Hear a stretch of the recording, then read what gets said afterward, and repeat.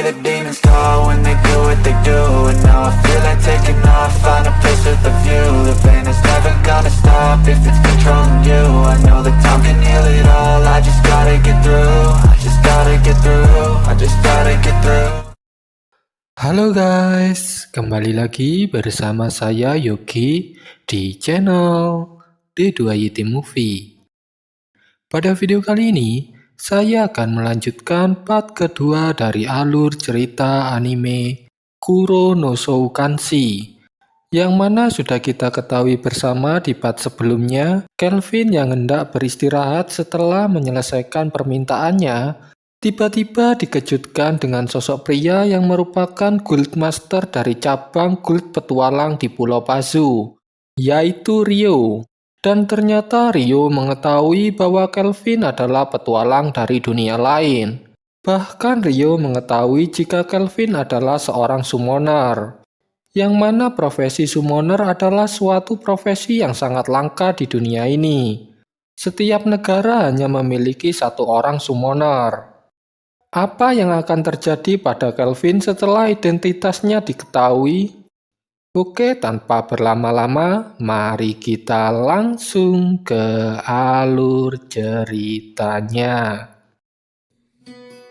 Pada awal cerita, kita diperlihatkan Kelvin dan Ryo sedang duduk bersama di suatu ruangan yang ada di dalam guild Parse di Pulau Pazu. Saat Kelvin mulai panik karena identitasnya sudah diketahui Ryo, tiba-tiba salah satu familiarnya yaitu Satria Arwah Kegelapan bernama Gerald berbicara melalui pikiran Kelvin. Rajaku, tetap tenang. Statusmu bukan sesuatu yang bisa disembunyikan selamanya. Hal yang terpenting saat ini adalah menambah sekutu yang bisa berbagi rahasia denganmu. Mereka benar. Untung aku mendapatkan bawahan yang hebat bersamaku. Kemudian Kelvin pun mengatakan pada Ryo, "Baiklah, apa maumu?" Ryo pun menjawab bahwa sebenarnya Ryo tidak ingin menjadi musuh dari Kelvin. Terlebih lagi Ryo membutuhkan bantuan dari Kelvin. Hal itu karena kebangkitan dari Raja Iblis sudah dekat. Ryo juga menjelaskan kepada Kelvin mengapa ia bisa mengetahui Raja Iblis akan bangkit. Hal itu berdasarkan ucapan dari Raja Deramisu, yang merupakan maiden suci yang sudah dipercaya oleh dewa untuk melakukan ritual, yaitu ritual mensummon pahlawan dari dunia lain. Dengan kata lain, petualang dari dunia lain tidaklah hanya Kelvin, tetapi ada beberapa. Tetapi tidak peduli seberapa banyak pahlawan yang telah disummon dari dunia lain, mustahil bagi mereka berlari ke sana ke sini untuk melindungi setiap sudut benua. Kemudian Kelvin menjawab, "Singkatnya, kau ingin aku membasmi iblis yang akan menjadi kendala para pahlawan?" "Ya, kami juga akan memberi imbalan yang setimpal untukmu, bahkan mungkin akan menaikkan pangkatmu." "Hah? Buat aku jadi yakin." Kemudian Ryo pun mengancam Kelvin dengan mengatakan jika Kelvin menolaknya, maka identitas yang sebenarnya dari Kelvin akan dibocorkan, dan hal itu akan membuat Kelvin kehilangan kebebasannya, menjalani kehidupan membosankan dengan para pejabat yang haus akan jabatan. Dan sebaliknya, jika Kelvin setuju, maka Ryo akan menjamin kebebasan dari Kelvin untuk berpetualang, setidaknya sampai Kelvin menjadi petualang tingkat tinggi. Mendengar hal itu, Kelvin pun menjawab, "Kalau begitu ayo beraliansi. Kurasa ketentuanmu tidak buruk juga." Singkat cerita, setelah beraliansi, Kelvin pun pergi untuk berjalan-jalan keluar. Dan pada saat di jalan, Kelvin tanpa sengaja melihat seorang budak yang ternyata budak itu terkena kutukan dari Raja Naga Api, sehingga orang yang disentuhnya akan langsung terbakar. Kelvin yang melihat itu merasa kasihan dan akhirnya membeli budak itu, dan kemudian melepaskan kutukannya dengan menggunakan sihir putih tingkat A. "Terima kasih, Master. Namaku Evil."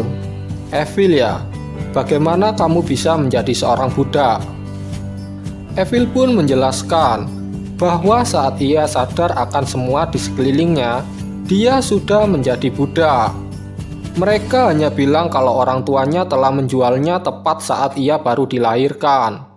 Jadi ia juga tidak tahu wajah orang tuanya dan kenapa dia bisa dikutuk. Begitu ya, kamu sudah melewati hidup yang sulit. Singkat cerita, mereka pun kembali ke penginapan. Dan saat di penginapan, Evil memutuskan untuk membantu Kelvin sebagai petualang agar dia bisa membalas kebaikan dari Kelvin. Kemudian di saat bersamaan kita diperlihatkan kota Peace, yaitu tepatnya di area terluar di Pulau Pazu. Dongeon kelas D, Gua Sang Pengintai. Terlihat para petualang berlari ketakutan. Kita harus kabur. Makhluk yang disegel di sana itu sang legenda. Singkat cerita, setelah beberapa minggu setelah kejadian di Dongeon itu, kita diperlihatkan Kelvin sedang berada di Dongeon kelas B, yaitu hutan Ansi, bersama Evil dan Gerald. Dan sejak bergabungnya Evil di party Kelvin, Kelvin merasa sangat terbantu. Karena meski Evil berpakaian seperti pelayan, Evil ternyata sangatlah kuat. Karena sisa kutukan yang telah diangkat Kelvin menjadi skill merah, yaitu anugerah dari Raja Naga Api. Kemudian setelah mengalahkan bos dari Dongeon kelas B hutan Ansi, Kelvin dan anggota partinya kembali ke kota. Dan pada saat Kelvin, Evil, dan petugas pendaftaran sedang duduk santai sambil makan, tiba-tiba datang seorang pangeran ketiga dari kerajaan Trisen bernama Tabura.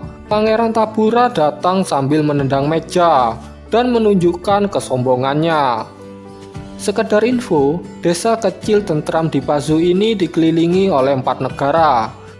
Salah satunya kerajaan Tratoratik Trisen yang ada pada bagian timur. Dan Trisen merupakan negara militer yang dikendalikan oleh manusia, yang mana hal itu membuat negara ini sering melakukan diskriminasi terhadap ras non-manusia. Tapi Kelvin yang baru datang di dunia ini tidak mengetahui tentang kerajaan ini. Sehingga dia bertanya, "Maaf, Trisen itu apaan ya?" Ternyata pertanyaan dari Kelvin itu membuat Pangeran Tabura tersinggung dan marah. Tapi dia akan memaafkan atas kelancangan dari Kelvin itu jika Kelvin mau memberikan Evil dan petugas pendaftaran itu padanya. "Woi, dengar nggak kamu? Sang pangeran akan memaafkanmu. Jadi cepat serahkan gadis-gadis itu." Hah? Kelvin pun langsung mengajar 2 pengawal pangeran Trisen itu.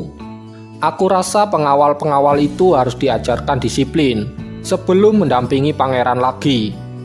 Jadi punya urusan apa kok datang jauh-jauh ke desa kecil ini? Aku datang untuk bertemu dengan Rio dari guild petualang. Aku dengar ada petualang hebat yang muncul di Pazu.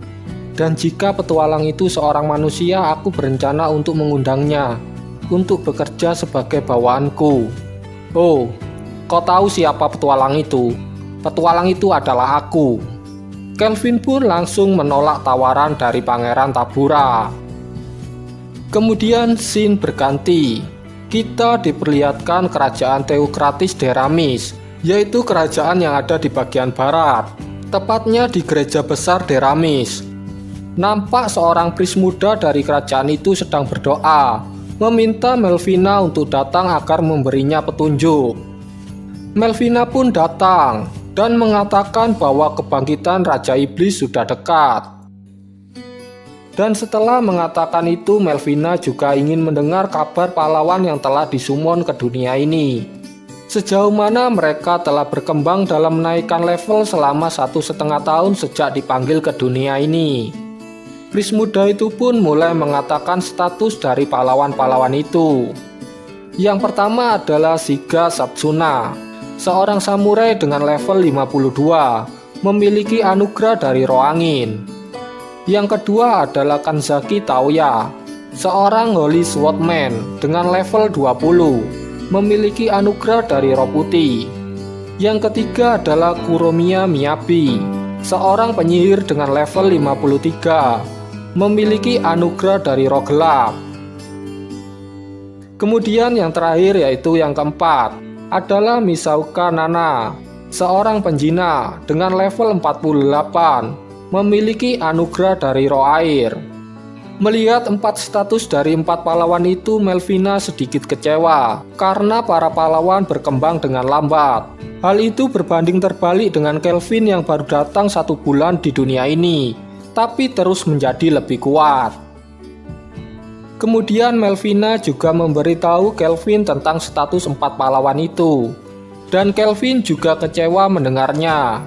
Singkat cerita, saat Kelvin membahas tentang 4 pahlawan itu bersama Melvina, tiba-tiba pemilik penginapan datang. Pemilik penginapan mengatakan bahwa ada pesan baru datang dari guild yang bertuliskan tentang info kemunculan monster ganas, dan Kelvin diminta segera menghadap Rio. Kemudian setelah beberapa saat sampailah Kelvin di guild petualang. Rio yang sudah bertemu dengan Kelvin mulai menjelaskan tentang pesan itu, bahwa Rio telah mendapatkan laporan dari petualang yang telah menjelajah di Dongeon kelas D, yaitu Gua Sang Pengintai. Mereka melaporkan bahwa mereka menemukan sebuah ruangan rahasia di Dongeon itu, yang ternyata setelah para petualang masuk ke ruangan rahasia itu, di dalamnya ada iblis yang kekuatannya masih belum diketahui. Dan Rio berniat meminta Kelvin untuk mengambil misi pembasmian tingkat S ini. Mendengar hal itu, Kelvin pun bergumam di dalam hatinya. Sebenarnya aku tertarik dengan misi ini, tapi aku tidak sedang dalam kondisi yang fit. Aku sebaiknya mundur dengan aman dan tenang. Tapi Rio yang memiliki skill mata inspeksi mengetahui akan niatan dari Kelvin. Jadi dia langsung membahas tentang insiden Pangeran Tabura yang terluka karena seseorang. Rio mengatakan bahwa karena adanya masalah itu dia menjadi kerepotan, bahkan harus membayar upeti sebagai tanda permintaan maaf, agar insiden terlukanya Pangeran Tabura tidak menjadi masalah internasional. Mendengar hal itu, Kelvin pun menjawab, "Baiklah, aku akan melakukan permintaan ini." Singkat cerita, setelah Kelvin menerima permintaan itu, Kelvin pun bergegas pergi bersama partinya menuju Dongeon kelas D, yaitu Gua Sang Pengintai.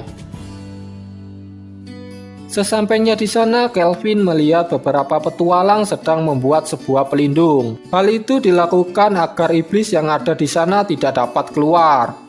Setelah melihat keadaan di sekitar, Kelvin pun mulai bersiap masuk ke Dongeon itu. Dan setelah beberapa jam menyelusuri Dongeon itu, Kelvin dan anggota partinya telah sampai di ruangan rahasia di Dongeon itu. Dan di sana terlihat seorang iblis yang sedang tersegel di sekitar tumpukan tulang. Dan tiba-tiba dari tumpukan tulang itu muncul sosok iblis lain yang memiliki level tinggi, yaitu sang archdemon bernama Victor. Melihat muncul ada lawan yang kuat, Kelvin merasa senang. "Hei, apa ada yang lucu?" "Entah." "Kalau begitu apa wanita ini temanmu?" Victor pun mulai menjelaskan bahwa wanita itu bukanlah temannya, melainkan putri dari Raja Iblis Gustav, dan Victor di sini bertugas untuk menjaga dan melepaskan segel dari putri Gustav. Tapi sayangnya segel itu hanya bisa dilepas oleh manusia. Iblis berlevel tinggi seperti Victor pun tidak dapat menyentuh rantai itu, apalagi melepas segelnya. Kemudian Victor juga mengatakan bahwa segel yang pertama tanpa sengaja telah dilepas oleh sekelompok petualang yang datang kemarin, dan kini tinggal 1 segel lagi, yaitu segel yang ada di rantainya. "Begitu ya, jadi kita dipancing untuk datang ke sini karena kau sengaja membiarkan sekelompok petualang itu kabur agar mereka menyebarkan informasinya. Kemudian kau juga membunuh semua monster yang ada di Dongeon ini agar kami bisa sampai ke sini dengan mudah. Aku mengerti sekarang mengapa di sini ada banyak tulang. Itu berasal dari monster yang telah kau kalahkan. Terus sekarang apa yang kau inginkan?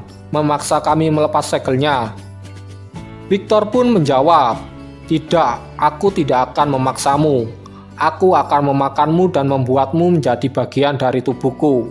Victor pun langsung menyerang Kelvin, tapi serangan itu dapat ditahan oleh Gerald, dan Kelvin langsung menyerang balik dengan menggunakan Will Pressure. Tapi wild pressure dari Kelvin tidak berdampak apa-apa pada Victor. Singkat cerita, setelah pertarungan yang cukup lama, kombinasi sihir dari Kelvin, Evil, Gerald, dan Slam Kelvin dapat membuat Victor terluka dan terlempar sangat keras. Hal itu membuat langit-langit dari Dongeon itu runtuh dan akan menimpa anak dari Raja Iblis Gustav. Melihat hal itu, Victor langsung melindunginya dengan menahan langit-langit yang runtuh itu sambil mengatakan, "Ini kekalahanku." Kemudian kita diperlihatkan ingatan Victor beberapa ratus tahun yang lalu saat Sera yang merupakan putri dari Raja Iblis Gustav masih kecil. Terlihat Victor dan Sera sangat dekat.